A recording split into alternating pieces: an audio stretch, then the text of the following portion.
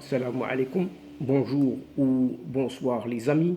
J'espère que vous allez bien partout où vous vous trouvez. En tout cas, c'est ce que je vous souhaite et pour le meilleur de toutes les situations. Bienvenue sur votre chaîne Bled Mararibia. Et abonnez-vous pour rester informé et surtout pour le rester très rapidement. Pour ma part, je suis content de vous retrouver une nouvelle fois. Chers amis, mesdames et messieurs, cette vidéo vient vers vous et pour évoquer une certaine complicité qui ne dit pas son nom contre un certain Maroc.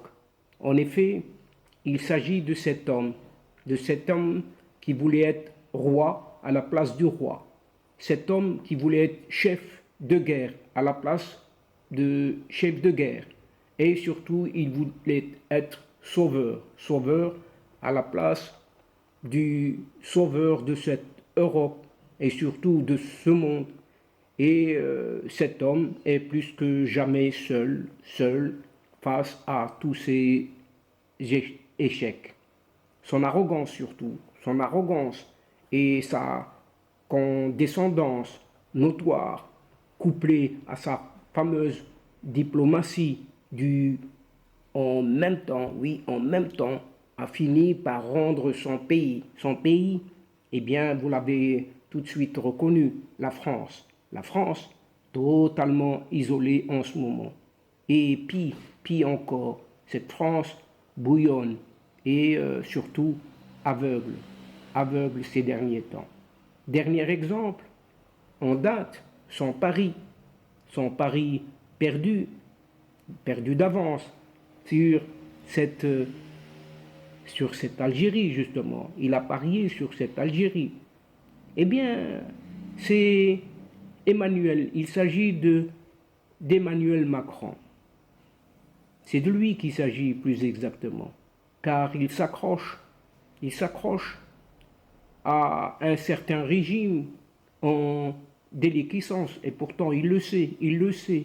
Et tout ça pour camoufler, vous savez quoi, la perte de son influence en Afrique et surtout l'échec de sa stratégie russe bien évidemment. Ce président français a ainsi mobilisé toute son administration et ses services de renseignement pour piloter une certaine campagne de communication de ce pseudo-président algérien athée, à travers laquelle il espère sauver la face et tenter de récupérer ces territoires d'influence perdus. Vous savez où? Eh bien oui, c'est toujours en Afrique, un certain Sahel ou un certain désert subsaharien. Emmanuel Macron? Eh bien, Emmanuel Macron n'a rien sauvé du tout. Rien sauvé du tout. Ni le monde, ni l'Europe. Pas même les apparences, ses propres apparences, écrit un certain Thomas Dietrich sur le site d'information Le Média. Oui, vous pouvez le trouver sur le site d'information Le Média. Les incessants coups d'éclat et coups de de communication d'Emmanuel Macron finissent autant de coups d'épée dans l'eau. Guerre en Ukraine, Proche-Orient, Afrique, la France même, oui, la France même, perd son influence sur tous les tableaux. Notre puissance moyenne est devenue une puissance médiocre, s'accrochant aux lambeaux de sa grandeur passée et reniant ses principes. C'est ce que poursuit toujours cet analyste Thomas Dietrich. Emmanuel Macron semble mis de côté sur le grand échiquier du monde et même dans son précaré africain. La France est aujourd'hui honnie, à savoir détestée même par les populations locales. Nos soldats plient peu à peu bagage. En tout cas, c'est ce qu'écrit encore ce média. Des dizaines d'articles et d'analyses corroborent tout cela et corroborent surtout les propos de ce Thomas Dietrich sur l'isolement de ce Emmanuel Macron. Emmanuel Macron, mais surtout et aussi la France Et dans ce basculement du monde vers l'Asie, la France apparaît démunie, nue. C'est ce qu'affirme Marc Endeveld sur le monde diplomatique.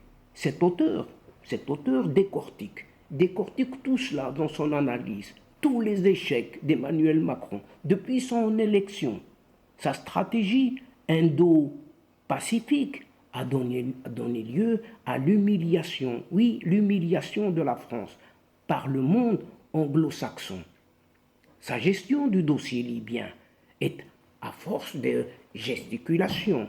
Il s'est lui-même isolé en Europe, divisant davantage le continent. Ses coups de com', donc ses coups de communication sur le dossier ukrainien, sont un véritable camouflet. Russie et États-Unis imposent leur tempo diplomatique à la France et aux Européens.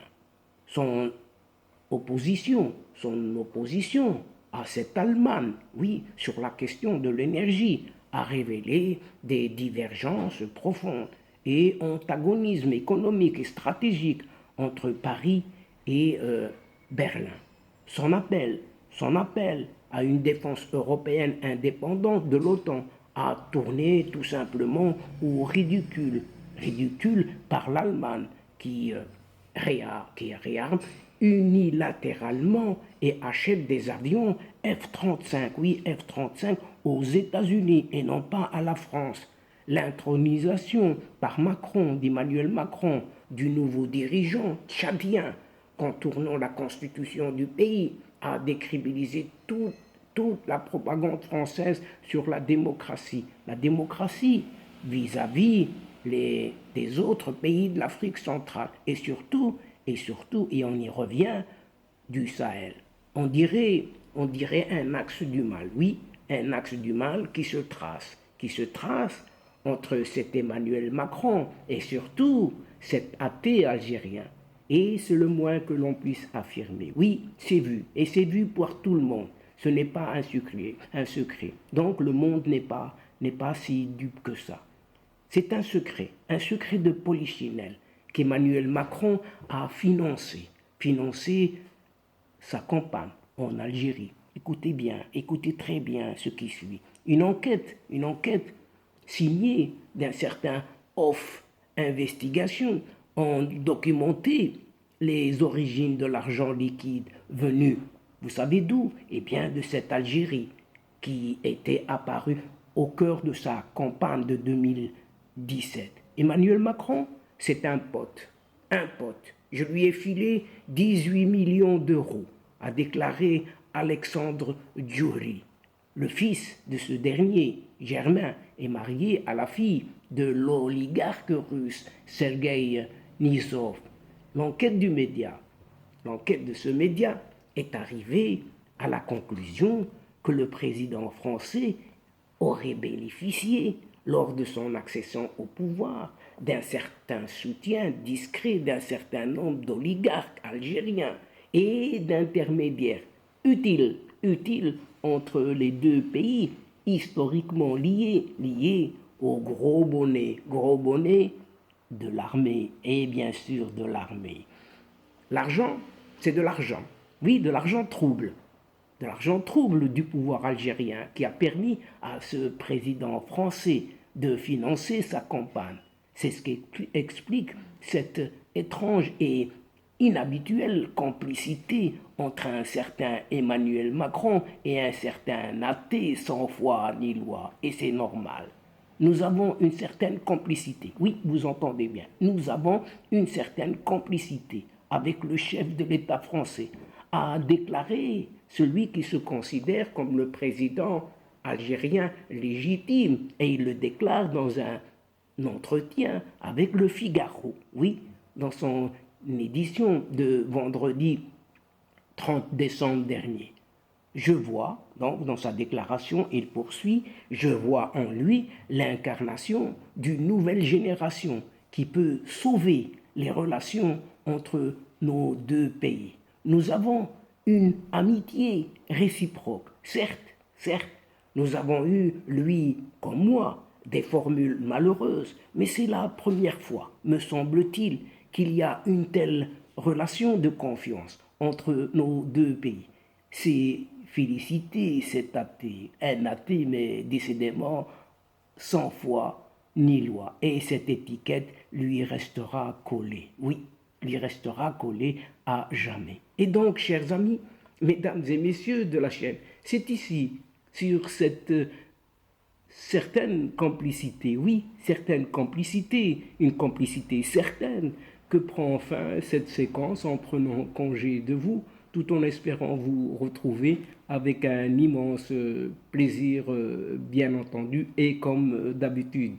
Merci pour votre fidélité en nous écoutant jusqu'au bout des séquences. Mais n'oubliez pas de nous soutenir en vous y abonnant, oui, en vous y abonnant, afin d'être informé très très rapidement. Aussi et surtout, n'hésitez pas de partager au grand maximum autour de vous les séquences vidéo de votre chaîne. Votre chaîne qui a besoin de votre aide. Oui, qui a besoin de votre aide, faites-le, faites-le, et c'est pour une bonne cause. Oui, une bonne cause. Pour moi, il ne me reste plus qu'à vous dire au revoir les amis. Al-Asdiqa, salamu alaikum wa rahmatullah wa barakatuh. À la prochaine fois et à bientôt. إلى اللقاء في حصة أخرى إن شاء الله. مع السلامة.